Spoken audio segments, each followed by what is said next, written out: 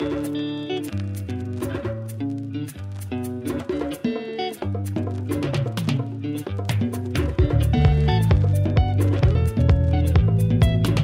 listening to Talking Africa, brought to you by The Africa Report. Head to theafricareport.com for all our latest news, views, and analysis. Our big news at The Africa Report will be going behind a paywall from March, so read it for free while you still can, and then subscribe and join our well-informed community of listeners. My name's Nick Norbrook. Welcome to this new season of conversations. I hope that you are well in these difficult times and you're not suffering under lockdowns, and that you and your loved ones are healthy and safe. We have a super panel discussion for you today on the podcast to help you understand Nigeria, that unruly giant perpetually dancing on the precipice. Violent marauders in the north seize children and blow up markets. Political godfathers orchestrate the rise of their successors, only to bitterly fall out and feud.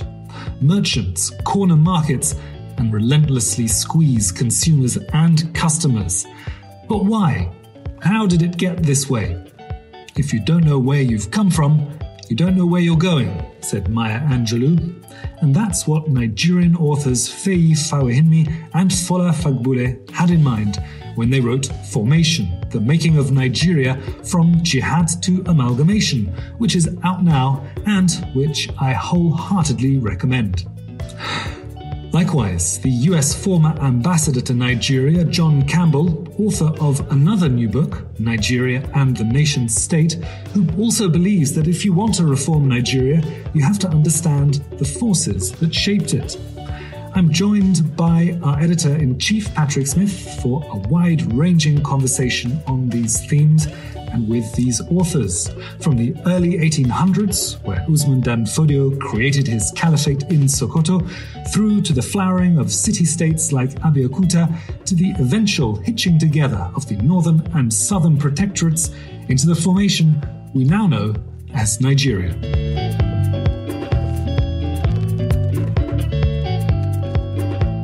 This conversation will, of course, center on Nigerian history, but given the historical events in Washington, D.C., I thought it would be remiss not to ask you, Ambassador Campbell, the events we've been watching unfold in the US, the storming of the Capitol, what are we really to make of this, given the parallels between Nigeria and the US, the civil wars, the federal system, both trying to get rid of the colonial hand of the United Kingdom? First of all, I hope you're safe and well. Second, are there any lessons for Nigeria from the current political malaise in Washington, D.C.? Yes, I think there are lessons. Let me start with that point. The principal point is that appalling and deplorable what happened in Washington yesterday was. The fact remains that the institutions of governance were held. The process by which the Congress ratified the Electoral College results proceeded. Order was restored. The institutions held. A fundamental question, I think, is what the lasting consequences of yesterday will be. Lasting consequences both in terms of the standing of the United States in the world community, but also amongst Americans themselves. One of the interesting things, I think, about the Trump administration, indeed the Trump phenomena in general, has been that it illustrates that a significant number of Americans, perhaps as many as 40%, are essentially alienated to a greater or lesser extent from the dominant American narrative. In that sense, the United States is more divided now than it probably has been in any time since the Civil War. The question is whether that seeming breach can be repaired quickly, or whether it is going to be an enduring political reality, just as the sources of disunity in Nigeria are both long-term and enduring. Well, it's something we will have to keep an eye on, as they say. Feyi and Fola, I have one of those journalistic questions to kick off with, which is why? Why write this terrific history of Nigeria formation? Why is it needed? What is the itch that you are scratching? Because obviously writing a book of this density is no easy task.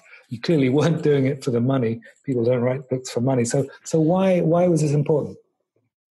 Okay, let me go first, and then Fola will definitely have something to add to it. But I think generally, so it started out of just a normal friendship between us. So we met on social media, as you do these days, and we struck up a friendship. And over time, I got to realize that Fola had invested not just time, but he had invested time and money in understanding Nigerian history, the way somebody might collect art. I would say Fola has collected all kinds of stuff on Nigerian history. So I mean, it came out of a particular conversation we had. So basically, he visits London, we hang out. I visit Nigeria, we hang out. But then one particular day, I just thought, you know what? Maybe there's something we could do here, collaboration, in terms of, tapping into these. I've read up on Nigerian history, but I was nowhere near with how committed Fola had been to that particular topic. So I thought, well, we can add value here. And one of the primary reasons is that, as everyone probably knows, Nigeria doesn't really teach history. We don't teach it in schools. And even when it is taught, it's not taught properly. You then have the second problem of a very, very young population, where more than half the population is 18 years or younger. You have a situation whereby you constantly have to refresh the country's history in one way or the other, just so that people don't forget and people know where they are. So, and when we sat down and said that, okay, we were going to do something, we thought, there's some knowledge of Nigeria, the colonial and post-colonial period, but the 19th century, the pre-colonial period, was pretty much just a blank slate for most people. Most people don't understand or have an idea of actually what went on in there. Again, this problem of having a young population, and then which is compounded by not teaching history. So we thought we could add value, especially in that space. There's some historians who have done really well on recent Nigerian history and the post-colonial period. People like Mark Siolun, who he has a trilogy of books that's covered Nigeria pretty well since 1960. But we thought that we could add some value to the pre-colonial, especially because having gone through the source material and gone through the story, we felt confident in saying that period, that 100-year period before colonialism actually really kicked in, fundamentally shaped the character of Nigeria that we know today, which would be a surprise to a lot of people, because most people just think that Nigeria is shaped by oil or colonial rule or military rule, that sort of thing. But we found that, and our conclusion was that that 100-year period, starting with the Jihad of Usman Dan Fodio in 1804 and right up to the Amalgamation period, there are so many stories that we were able to bring out to say that, look, if you think that Nigeria is just became this way 5 or 10 minutes ago, actually, we think it goes further back, and this would help to aid the understanding of the country by this young population and various citizens as well. So yes, I'll leave it at that. Fantastic. And Fola, as the historical art collector, what's your perspective? Thanks. Feyi has been very kind to one of my obsessions. over the years, which has been African history generally, but Nigerian history in particular, which I've truly been obsessed about and have read and collected as many books maybe as exist on the subject. So that is true. From my perspective, I think Feyi has covered most of the reasons why we wrote this book, why we felt it was necessary.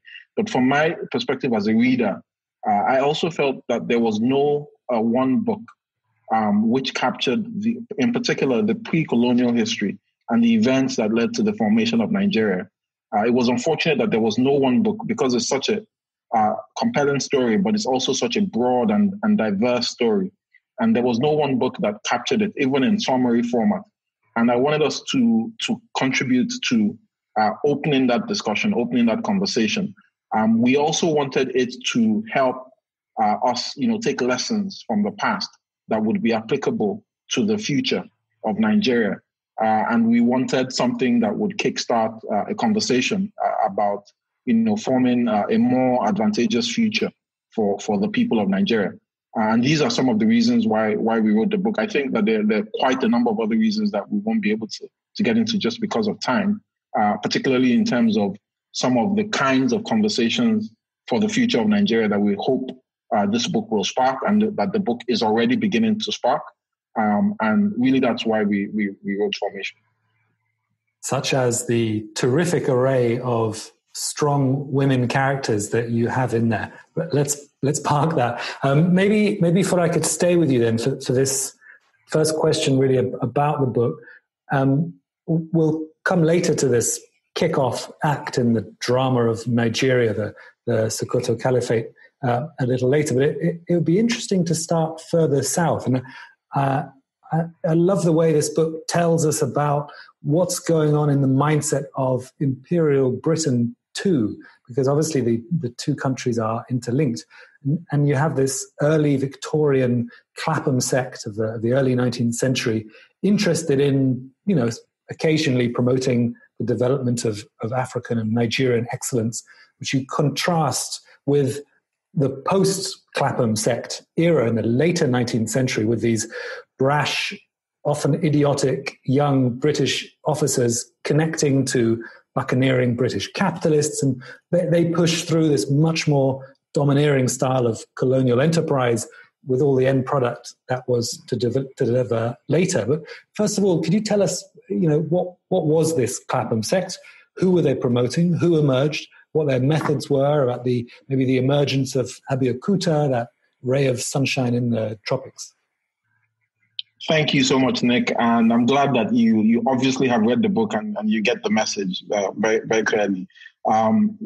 This is one of the more surprising things for me personally, I think also for Feyi to some degree, that came out of doing the research for Formation. And it is one of those new subjects that we want to introduce to the world generally about the influence of 19th century British intellectuals and British politicians on the evolution of a country in a very far away place, long before colonialism and imperialism became a thing. And I think it's really an important conversation for us to have so that we understand all of the different influences that have been at work in the creation of Nigeria. So this Clapham Sect Era, which we named it the Clapham Sect Era because it seemed to us like it deserved a name as an era, sort of starts around 1860 and goes on for about 30 years. Unfortunately, it was a very short era. We bookmark the start and the finish in the book in Formation by certain events, mostly by events at the start, which are events which are of the nature of British entrepreneurship, British political interest, that are humanitarian in nature for the most part, rather than imperial or colonial, and British private interest at the start of that period that found private scientific, cultural, political interest that found a reason why it was important for there to be contribution, for there to be exploration to the development of this part of the world. And then we bookmark it towards the end by an opposite kind of tendency, which was more commercial, which was more imperial, and it was all about British colonialism. And each of those bookmarks has several different types of characters associated with it. As you say, at the starting period, it was about, an older bunch of people, typically sort of pastors, Anglican ministers, and the political influences that they were able to exert. And they came and they found things on the ground. And one of the things they found was a prospering settlement at a place called Abeokuta, which we chronicle the history of that settlement in formation and the very tortured and difficult history of that settlement, which arose, out of a civil war that was ongoing in southwest modern-day Nigeria at that time. But they found, an interesting situation had emerged where a combination of a very enlightened local traditional elite, but also returnees from Sierra Leone. These were recaptured slaves who had acquired Western education abroad and then returned to Sierra Leone. They found that these people were creating some kind of a new country in an area that had long needed something like this. And so they found a willing partner that they could work with in pushing their own humanitarian objectives. And what were these objectives? I'll just talk about that real quickly before I hand back, which is they had figured out very early something that, we still know today, which is that the only way you can solve for violence, the only way you can solve for a political economy that is toxic and that is, problematic and is not leading towards any kind of useful outcomes is by economic growth. They had figured in particular that the political economy around slavery, the domestic slavery, the international export of human beings, which they wanted to end, they had figured out that you can't end it by simply having a squadron of British ships trying to interdict slavers on the high seas. You can't stop it by banning slavery in the United States or even in the United Kingdom and British dominions around the world. That won't stop it because there is a reason why it exists on the ground, which is economics. The only way you can stop it is by creating an alternative way for the domestic elite to contend for money and power. And they wanted to contribute to that. And they found a settlement that was already starting that work. And they thought that was a great partner.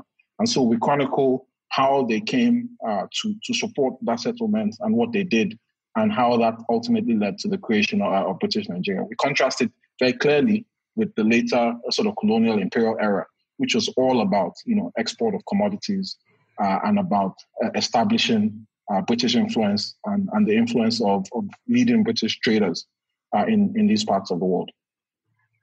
One of the bits that really jumped out at me was some of the deal making around trying to get some agricultural machinery because they'd seen the advantage of a particular kind of press or I forget exactly what agricultural machinery it was, but it yes. sort of linked in my mind to this other point. And it's funny because I was writing a piece a couple of years ago on how monopolies, both political and industrial, tend to dominate Nigeria today. I think I even quizzed you about Dangote for it, Feyi. And I wish I'd been able to read this book back then. It would have been very useful if only you'd written it 2 years ago. But it seems that there's another story that keeps repeating itself after the sort of early Clapham Sect Era. And it's really this idea of a large, sophisticated Nigerian trader who's done well and grown, King Jaja, for example, who's kicked out by the British because he's in a way too well established. And you have the Royal Niger Company repeatedly seizing those middleman profits that traders often occupy in a normal economy. And when you look to a country like Japan and you look at the roots of the major conglomerates, you often see a story of trading houses who build up a bit of capital and then figure their way up the next rung of the industrial ladder. Is it possible, Feyi, that to see in the King Jajas and those like him, these uprooted seedlings, as it were, of might have been Nigerian heavyweight companies. Because it often surprised me how few actual big and medium companies there are in Nigeria. Is this when it all went wrong? It's a good question. I'll probably say no, that's not when it went wrong.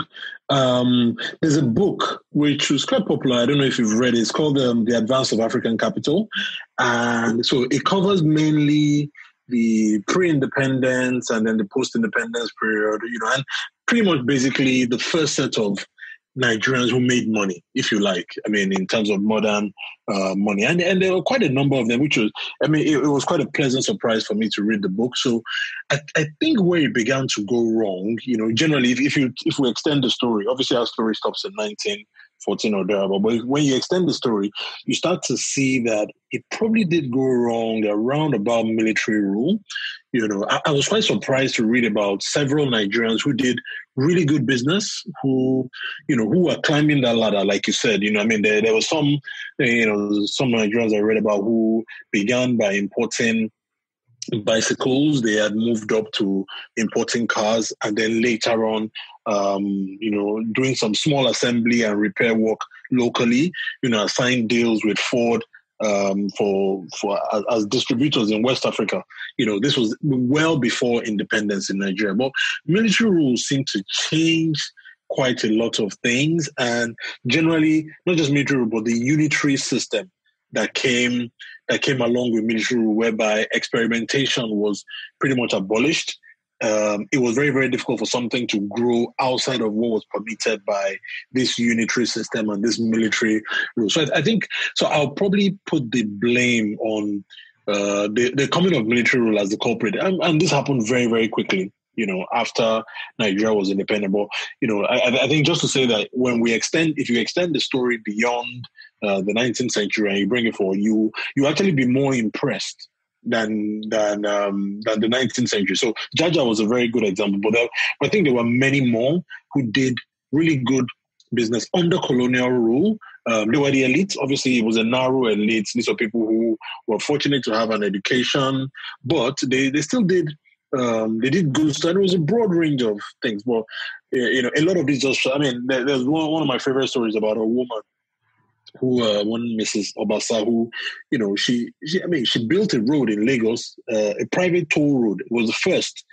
She just realized that actually in this area, if I built a road, I could actually charge for it. And she did it. Private entrepreneur, built the road, began to charge a toll for it. And it was all, and it worked quite well. Today, you struggle to find people taking the risk like that or taking initiatives like that. And one of the things that military rule has done and damaged, is remove risk taking. You talk about Dangote. Dangote is, he stumbled on cement as a cash printing business. But, when you look at it, there's almost zero risk taken there. The government helps you, protects you from competition, and then you have the local market for yourself, and you can just do as you like, you charge as you like, and just keep your political paymasters happy. And he's not just the one; he's mainly the lightning rod for what is a pervasive system that we have now, where the elite or the rich elite, they're not really taking any risks in the economy beyond what they are confident that the government has permitted them to do, and they don't, and there's almost zero risk for them. So I think it was something that came about with military rule, even if maybe there were some signs already beginning with it, with like we mentioned, we talk about in the book with George Goldie essentially eliminating all competition and making sure that he had a monopoly on trading around the Niger River. Yeah, Nick, I could just add to that real quick to say, I don't want to say that entirely there's nothing to it, because I do like some of the threads that you're pulling out there. And I'll frame it differently to say there's always been a contest between the idea of a monopoly and the idea of, small, independent, diversified trade in the place that we now know as Nigeria. I think that what you have spotted very rightly is that the idea of monopolies has often won, almost always won in that contest. Judge Goldie and consolidating interest on the river in the late 19th century is an example of that. I think that what Feyi has pointed out about the tendencies of military rulers, the industrialization, indigenization, I beg your pardon, in the 1970s, and then the emergence of Aliko Dangote as the leading, most important business person in Nigeria are also examples of that same trend where the idea of monopoly wins out, even though other ideas have existed. It's not as though Nigerians are naturally wedded towards the idea of monopoly. It's just that it's the idea that has always won out, given probably the political economy of the country. I guess it was maybe inevitable, maybe important that some kind of larger political order would be sort of extended over the patchwork of kingdoms that were in Nigeria over the previous centuries. I mean, it's a process that you see in the UK and China and France, Brazil, you name it. But of course, the manner in which this happens is essential. So, for example, the way in which Bismarck made Germany cohere, this internal process, gave it a certain strength. Likewise, the Qing dynasty in China, or indeed, I mean, we were talking about the US right at the top, the federation of states in North America to create the United States.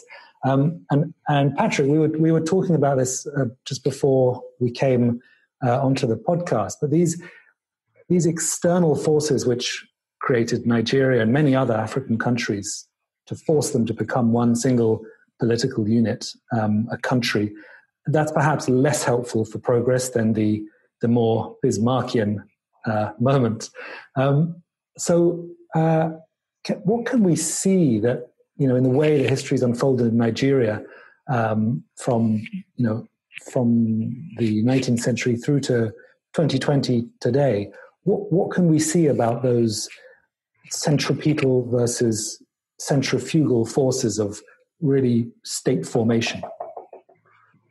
I think the development of this scholarship around history, in historical investigation around the notion of company states, I think is a very useful idea. There's been a lot written on the role of the East India Company in terms of the British economic and then military and then economic again domination of India by people like Dalrymple and Philip Stern. And I think there's certainly a number of Nigerian historians are looking at entities such as you've mentioned, the Royal Africa Company and latterly the Royal Niger Company in the same light.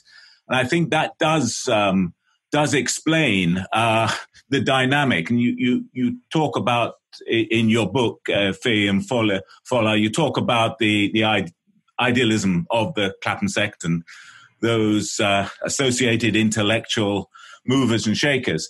But I think also you offer a very good account of the Goldie Lugard period, which I think there is a parallel to what the East India Company did in Asia to the role of the Royal Africa Company and the Royal Niger Company in Nigeria. And I think that has, I think that notion of turning Nigeria into a company state in a way that places like Kenya and Zimbabwe were not, I think is very relevant to that. And it explains quite a lot of the violence, because it was a violently extractive process. It didn't end with the transatlantic slave trade. It took it morphed into a new form of violence, which was targeted on the palm oil assets and the the other myriad assets, natural wealth of Nigeria. And I guess there's an argument, just like Dalrymple is looking at the continuum between the East India Company into modern multinational corporations. I think there's certainly an argument to say that you can find a continuum between what the way the Royal Niger Company morphed into the United Africa Company, Unilever, and all the rest of them, and you have at least a framework for trying to understand those processes and some of the political side effects of those. Without denying, of course, the key role of the people in the various parts of Nigeria and their, as you mentioned, Jaja, their resistance to that. So I think that the company state analysis does help to explain at least some of this violence and some of this competition over resources, particularly in the last 25 years of the 19th century. Ambassador Campbell, in your book, Nigeria and the Nation State, Rethinking Diplomacy with the Post-Colonial World, you talk about Nigeria as a state whose authority is archipelagic. I don't know if I've pronounced that correctly, but, thinly spread and disconnected, and whose relationship with its people is prebendal, i.e. all about patronage rather than democracy. So a two-part question. What does reform look like then in that context? How do you build a state which coheres and is able to project political goods and, those include security across the whole of the nation state? And what is the responsibility of the powerful outsiders today, post Clapham Sect, in today's modern world? For example, no more slapped wrists for a massacre in Lekki. I think I would start. Your basic question is, how do you go about reforming Nigeria? And I think you have to start with the re-establishment of a sense of security, which I'm struck in my conversations with Nigerians, how that sense is absent almost all over the country. Not just talking about what's going on with jihadi groups in the Northeast and the Northwest, or the low-level insurrection in the Delta, or the conflicts over land and water in the Middle Belt. I am struck by how many Nigerians feel that they are insecure anywhere in the country, in large part because of criminal activity. But unless or until there is a sense of security that is established, it's hard to see how other reforms can be undertaken. But let's presume that one way or another, the security situation does improve. Then what do you do? I think an answer to that is you return to the ideals of the Nigeria project at the time of independence. The notion of true federalism, not the sort of sham federalism that currently exists, but a true federalism in which subordinate entities, states, local government areas, and so forth, have genuine authority and further have the ability to tax. I would also suggest that this is going to be a very long process. I am struck by polling data that shows how weak a sense of national identity in Nigeria is, particularly in comparison with other African states. In other words, how do you bring about a sense of Nigerians identifying with other Nigerians? I'm struck, or the last time I was in Nigeria, about a year and a half ago, how people that I talked to in Lagos viewed what was going on in the Northeast as remote as the moon, and certainly having virtually nothing to do with them. In other words, there was not a sense of an organic connection. Now, when I talk about the achievement of genuine federalism, of course, I have in the back of my mind the American experience. But there's a huge difference between the American experience and the Nigerian experience with respect to federalism. In the United States, the federal government was created by the state, by the states, not the other way around. In Nigeria, the states were created by, in most cases, by a military government. So that because the states created the American federal government, a relationship between the states and the federal government that took almost 90 years to work through, and even involved a civil war, which at the time it occurred was, I believe, the bloodiest war in world history. So in other words, it was not an easy process, but it means that the relationship between the states and the federal government in the United States has a different tone and a different quality than it does in Nigeria. So I guess I would say, to sum up, first, the necessity to establish some sense of security. Secondly, to move towards the establishment of genuine federalism, and then the promotion of national identity.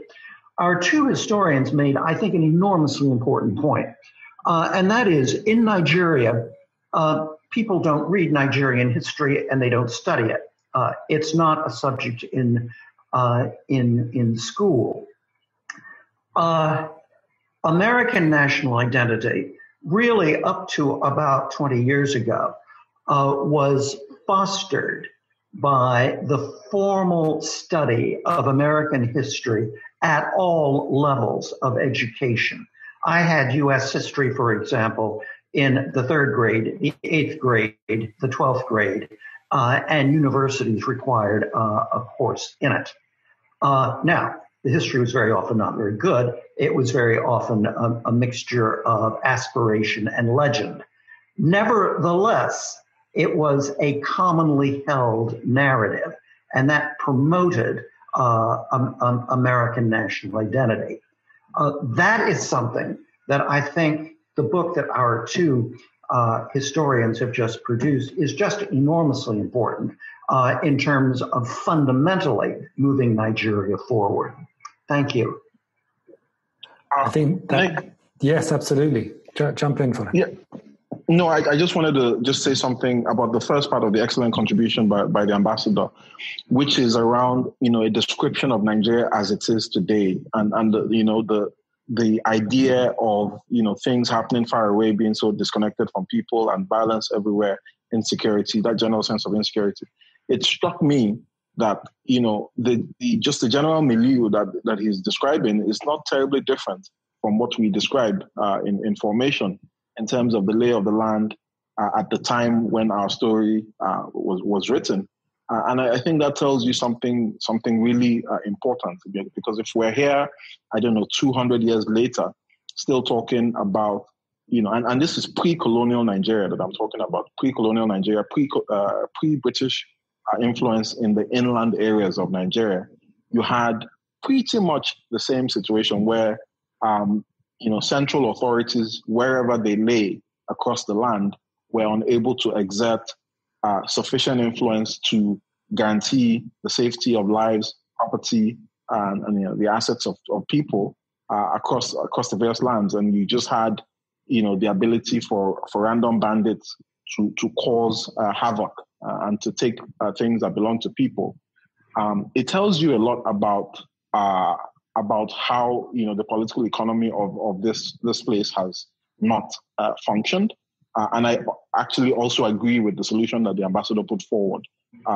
It's not an easy solution. It's not a silver bullet in and of itself, but it's not a solution that has been given enough time to work. And when it was given time, it's sort of the immediate pre-colonial and post-colonial period, in the 50s and in the early 60s before the Civil War, we did see that a significant amount of economic development was achieved, even in spite of the politics and what have you. So this insecurity is not new, but I think that indeed the solution is the sort of political situation that the ambassador described. Absolutely. And the weaving of young minds into a single national story is an incredibly tough task, but it might be the only important task really for the next 100 years of development on the continent. If any sort of attempt to replicate the Asian century is going to be successful. I mean, it does lead us towards the north in a way, this direction, and there's an interesting parallel connection that you draw out in the book between the UK's Frederick Lugard, who sort of rose to be the almost the de facto ruler of Nigeria, and Usman Dan Fodio, who launched this Fulani revolution that led to the 100-year Caliphate around Sokoto. Both Lugard and Dan Fodio claiming to be on the side of the oppressed in a way, Dan Fodio more credibly, but both ending up creating very oppressive institutions of governance in the north, the Caliphate, of course, and the indirect rule of the British, this sort of very arm's length rather, relationship with those who are governed. Is that a fair characterization, Feyi? Yes, I think it's a fair one. The challenge, or I'll probably say not the challenge, is that one of the things we try to bring out is this existence of a constant body of oppressed people. I think those are the words we use in the book, whereby injustice is constantly is a constant story in their life, and they are very easily, I don't want to say manipulated, because most people, what they are rational actors in a lot of. I think the chapter that best illustrates this is the Nupe chapter, where we see people who had been oppressed happily siding with Lugard and his gang for their own reasons, in the sense that the promise of independence was something that really appealed to them, and they were happy to collaborate with them. But coming back to that, we see that Dan Fodio tapped into something. The constant injustice of the ruling Hausa elites, the arbitrary taxes, the clear, visible, not just an idea, but clearly visible people that there was one rule for them, the leadership, and there was another rule for the ordinary people. The taking of people's property without any recourse. The way the elite were able to buy their way out of, punishment from the justice system. And Dan Fodio, he tapped into that, and it was quite clear, that there was something in there, and many people joined him who were not even Muslims. They just liked the idea of what he was saying. The fact that, this preacher who happens to be a Muslim, he's saying something about our condition, and which we would like to shake off if possible. So, and that was the motivating force for him to build up his own army, because what he achieved, when you think about it, what he achieved was a ragtag army displacing an established state, and an established state which was led by warriors who were no mean, They were fighters in their own right who were not. It wasn't a main feat. So I think that was the initial challenge from the point of view of Dan Fodio. Where you might say they failed, or where you might say is that this problem still existed when Lugard turned up. I think nothing better illustrates this than the fact that, as we describe in the book, that Lugard gets on a boat after he's been appointed by Chamberlain to head up the West African Frontier Force. He sends one of his assistants ahead of him to go start the business of recruiting. And then he gets on a boat with another guy. I mean, this is colonialism, the bluff of colonialism in one story, whereby Lugard is showing up in a country he wants to take over. He doesn't have an army. He's relying on the fact that when I get there, I'll recruit people who will then fight on my side to help them take over their own country. The ultimate colonial bluff. And it worked.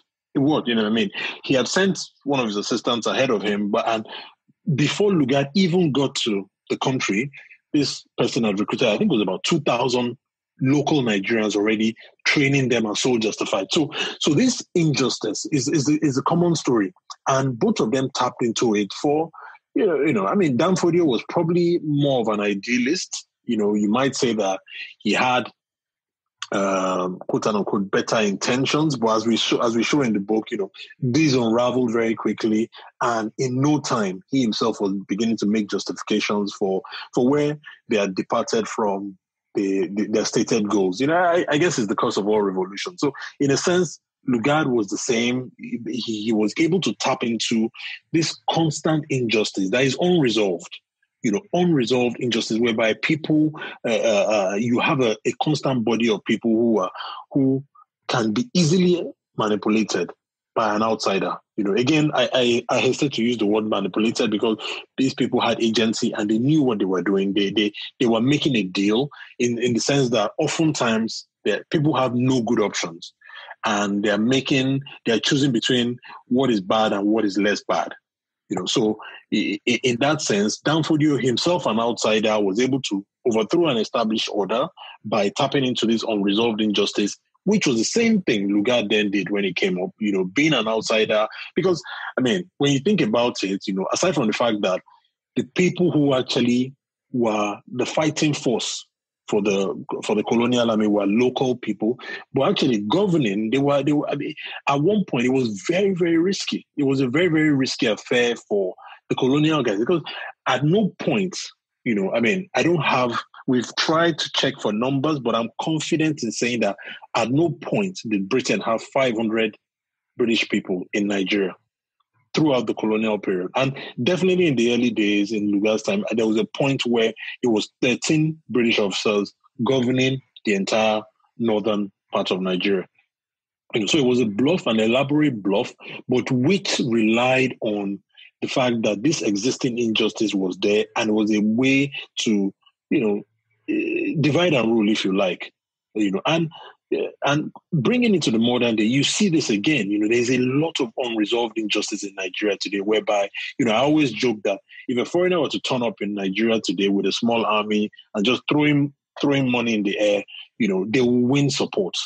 And it's the challenge that I think is one of the things that successive generations of Nigerian elite have failed to learn. I guess maybe because the threat of colonialism is pretty much non-existent these days. Nobody is going to send an army to come and colonize Nigeria, for various reasons now. But there are other ways by which foreign influence can really upend the local elite. So it is in their own interest. We seem to fail to realize that we have to begin to, tackle the problem of this unresolved injustice, purely because, even from a selfish point of view, if we don't, it is something sitting down there waiting for an outsider to exploit. So we're not going to have a colonial force again. But who knows? Who knows how the relationship with China will develop? The Chinese they're very clever. There are certain ways in which they might be able to really turn the local elite into their puppets if people don't realize this problem of having a huge body of angry people with nowhere to go with their requirements for justice. So I think those are the immediate parallels I would draw between Dan Fodio, Lugard, and what we have in today's current Nigeria. Thanks so much, Feyi. I wouldn't go around saying that in the earshot of people like Simon Mann and various other British mercenaries about how easy it is to march into Nigeria today. But Patrick, I mean, we've been speaking about this sense of identity and national coherence, and one of the things that Fola and Feyi's book does so well is to contrast the different sort of politics and indeed the different sort of British governance, indeed, that there was in the South versus this king in the North, this sort of military-style Frederick Lugard in the North. And the politics of the South, not everywhere, but in many places, was much more decentralized, required much more traditional negotiation and less force of arms.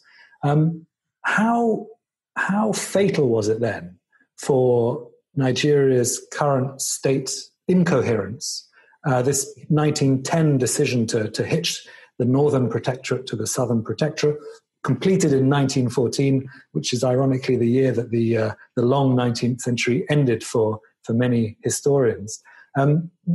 Patrick, is it too easy to point to that as a fatal moment and say, oh, it's this age-old problem between North and South causing today's problems? Yeah, I've never bought into that age-old problem between North and South myself. But I think the issue of coherence and national identity is critical. I think it's a different one from North-South competition. But I mean, from what Feyi was just telling us about the national groups and so on, and the way that those antagonisms and rivalries were exploited by Goldie and Lugard, etc. I think it's very informative, and I do think there's a continuum there, but and particularly in the way that there is now this debate about. Partly prompted, I think, there was a leader in the FT Financial Times not so long ago, about suggesting that if something isn't done about security in Nigeria, we're looking at a failed state. I think 4 or 5 years ago, CIA in the US made a similar projection further down the road. And then I've seen also a riposte, I think also by Ambassador and Campbell and others, that actually to have a failed state, you need a coherent national nation state anyway. And if Nigeria is something else, that is to say it's an extremely well organized system of political economy for the 1-2% of people in the elite in Lagos, Abuja, Port Harcourt, Kaduna, maybe Kano. We're looking at something else. And I think that might, if you think that's been a continuum from the 19th century into the present era, where you've got a national elite which agrees about the mode of extraction and political economy, more or less, with the exception, obviously, of the Southeast after 1966. You do have those kind of fault lines. And I guess I wanted to really get a response from Fola and Feyi on this debate about what sort of entity is Nigeria, and are these dire warnings given by journalists and spies about failed state, are they just irrelevant and they don't really capture the reality, the historical reality of what Nigeria really is? Yeah, I mean, if I can go, Nick? Yes, of course. Patrick has been so restrained in not asking questions. It would be churlish for me not to allow him. No, I think it's a great question. And I want to say, start off by saying, look, I think I fall on the same side of the debate as what Patrick seems to be saying himself. Which is that, you have a situation where there's quite strong agreement amongst the political elite around, the way things are going for the most part in the country.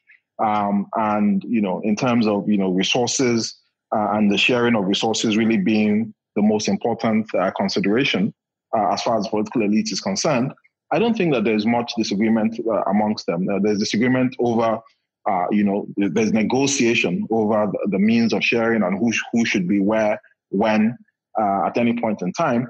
But fundamentally, there's no disagreement that, the political economy needs to change. Now, is that going to lead to state failure? Again, I also agree that for you to have state failure, you have to have a functioning state in the first place.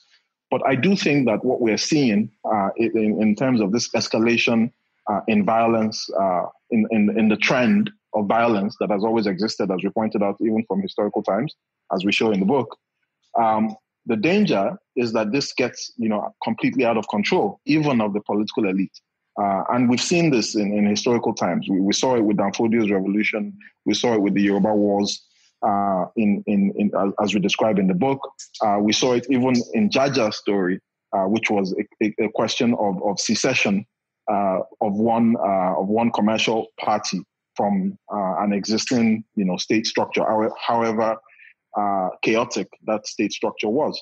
So the danger is that you find, sub players within the Nigerian system, disaffected sub players who acquire enough power and enough resources to separate and to express their dissatisfaction with some negotiation that has not gone their way, and that potentially escalates violence and creates significant havoc on lives, destabilizes the country even further, which would be devastating for the region, which I think is probably more than anything else one of the reasons why foreign actors in particular are concerned about Nigeria, is really the potential impact in terms of regional destabilization. So I think that's what state failure would look like in this example.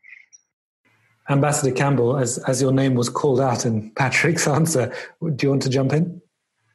I think this is, in a sense, repeating what I already said. I think to describe Nigeria as a failed state, as often happens here, it assumes that success and failure of a state is determined by how closely it follows a developed world model. And that from the perspective of the Nigerian elites, Nigeria is by no means failing because the system works very well from their perspective. The purpose of the state is to provide a means by which the wealth of the country is divvied up by those who control it. Now, this is very different from the assumption that the state should exist to promote the welfare and well-being of its citizens. But that's never been the case in Nigeria. Feyi, I'd like to give you the last word as we wrap up this absolutely fascinating hour discussion, and just sort of get you to talk about this fantastic cast of characters who appears at the end of your book, who challenge UK hegemony, both in their own terms and in the terms of their colonizers. These journalists, editors, lawyers, business people.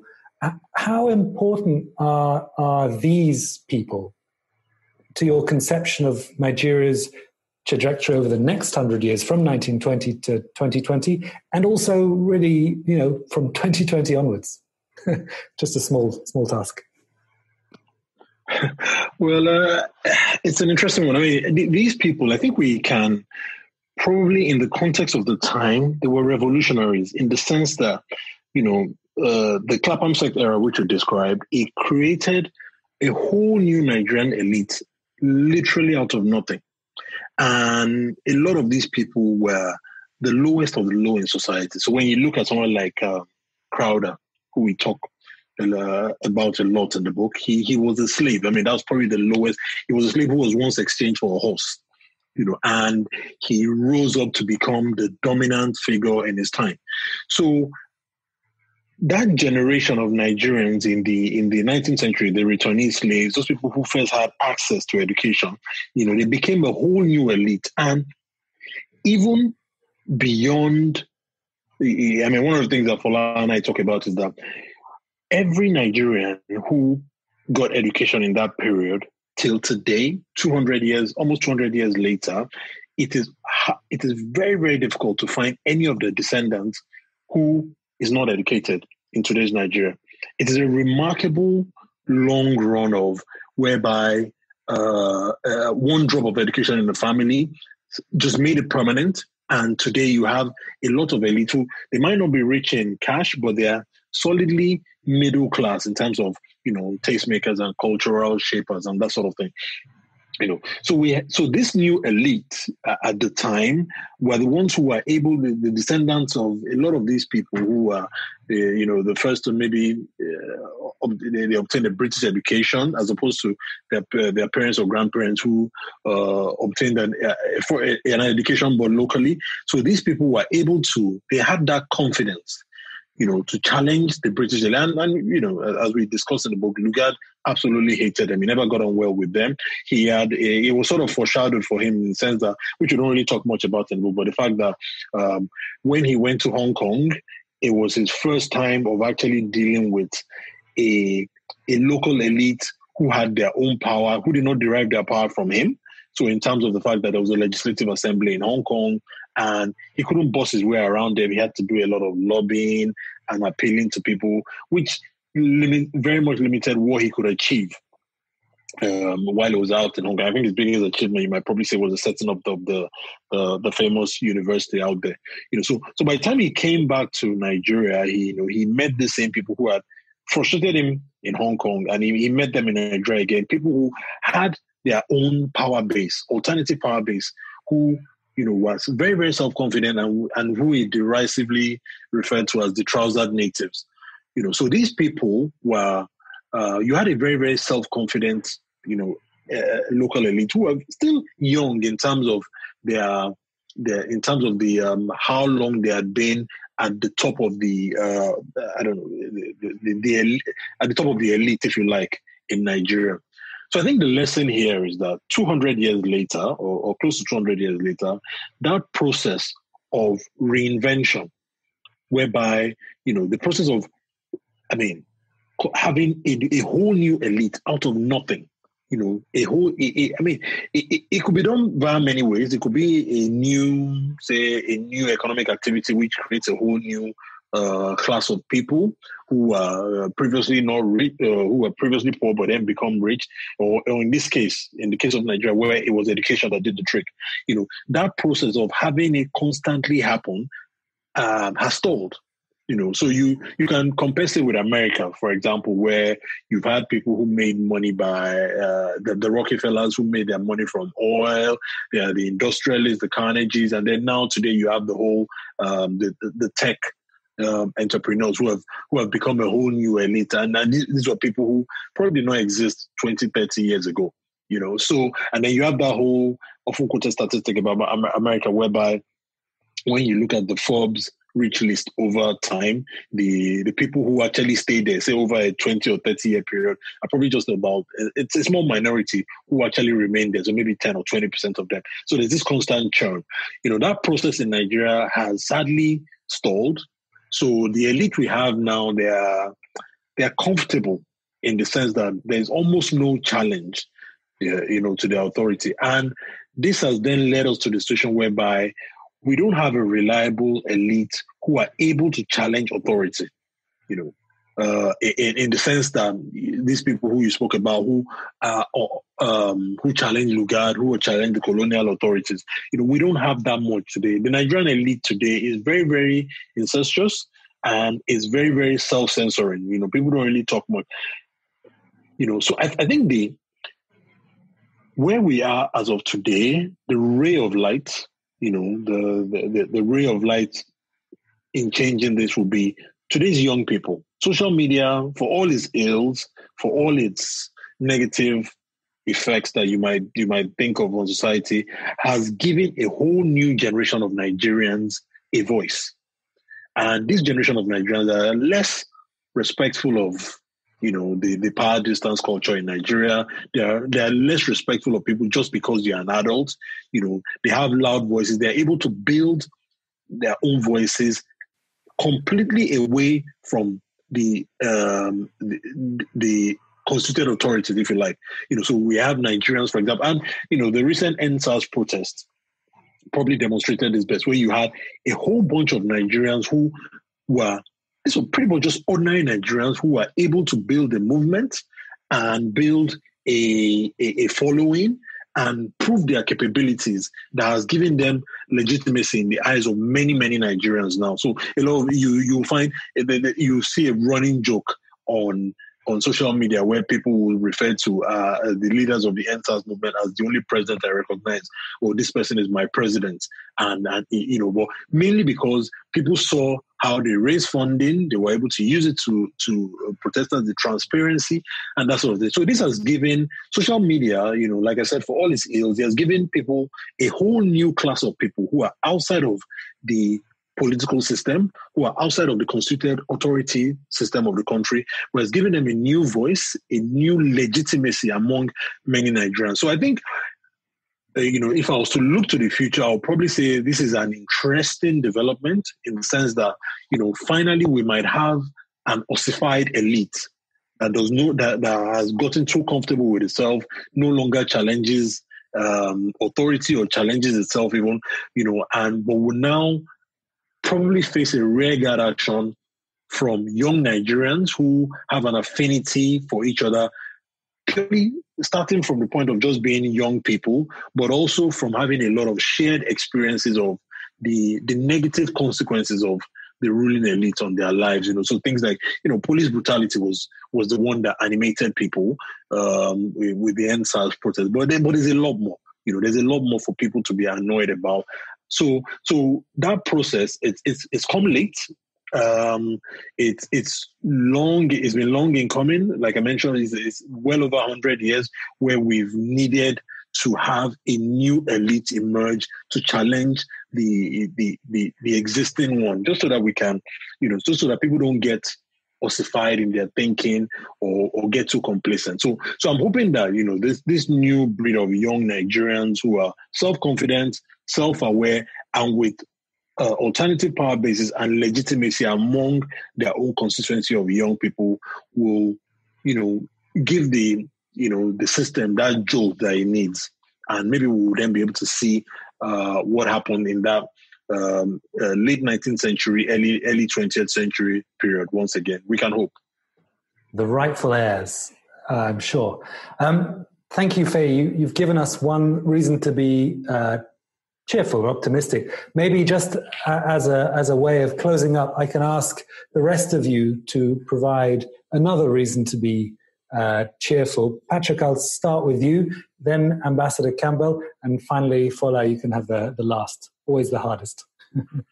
Yeah, I would very much back up Feyi's analysis of the new forms of social protest and informal political leadership that's grown up in Nigeria. You marry that with the technology of social media, but also, I think, with I guess it's a cultural renaissance. At least for the rest of the world, it's a cultural renaissance that's going on in Nigeria in terms of the literature, the poetry, the fine art, the sculpture, the music, and political commentary and historical commentary such as Feyi and Fola have put together. And I think that the current digital revolution has allowed Nigeria to project its soft power around the world in ways would have seemed unlikely half a century ago at the beginning of the country's post-colonial history. So I think I think that is a reason to be hopeful that this stuff is not just It's about political protest, but it's about a lot of other things. And maybe the earlier conversation we had about national identity, it's this cultural and intellectual and scientific projection. I mean, you've only got to look at it around the world. You find Nigerian scientists and social scientists cropping up right across the US system, the UN system, the European Union system. So I think that's a great cause for optimism, and that it may help forge a stronger national coherence and identity. Thanks, Patrick. Ambassador Campbell. I agree on the importance of the Nigerian cultural efflorescence. It's ironic that in terms of art, music, literature, so forth, Nigeria is near the top of the league. At the same time, it's wrestling with all of these intractable problems of governance and an economy that's failing to meet the needs of most of its people. Taking the cultural efflorescence that we're seeing everywhere, I would tie it to the remarkable success of the Nigerian diaspora, particularly in the United States, where they are, in many respects, the most successful immigrant community, with higher per capita incomes than native-born Americans and considerably higher educational levels. It goes to show what Nigerians can accomplish under a different and less repressive system. So that diaspora is also deeply interested, deeply concerned about what's going on in Nigeria, and is linking up in lots of ways with the young people that we have been talking about. Put it all together, and I think the picture of the future of Nigeria is optimistic, but it will be a different Nigeria from what we are seeing now. Thank you so much. Fola, there's a real upwelling of optimism, so you have to keep going in the same direction, please. No, absolutely. I mean, I like it. And I think that we've covered probably all of the key factors. This is a really enlightened group of people, so it's not surprising. I think the only one I'll add, which is tied to demographics, but in a slightly different way, is the fact that, the old generation in this country is simply going extinct. And this is, probably, there are more crude ways to say it. But it's just, the fact of the matter that young people are coming into leadership just by way of attrition of the older generation. And this is, very important because, folks who are tied to certain ways of thinking or certain historical baggage will always make decisions in certain ways. Whereas, a new generation of people who've been exposed and who've grown up in different cultural and political international environments will also have different ways of thinking. And some of the ideas that might not have found popular purchase, say in the 70s and the 80s, even in the 90s, a lot of those ideas have become more relevant and have become more accepted in the political and economic discussion of Nigeria. So if you pull together all of the factors that everyone has talked about here, the diaspora is a really important one, and is already beginning to affect things on the ground.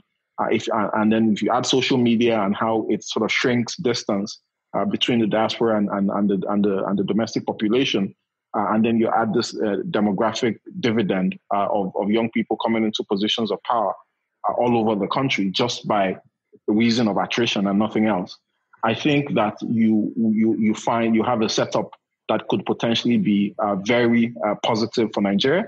And this is one of the reasons why we wrote Formation, because we see this trend and we want to have a document out there that makes people understand the past, so that when the opportunity comes for us to make positive decisions in the future, we don't repeat mistakes simply because people are not aware of things that have been tried and failed before. the Extinction Rebellion, just to borrow a phrase. Exactly. Thank you so much, all of you, for your extremely enlightening comments. That really was a fantastic discussion. I don't think there's anything more to add to it. Thanks for your patience. We went over a quarter of an hour, but I think it was worth it. It was a really terrific discussion.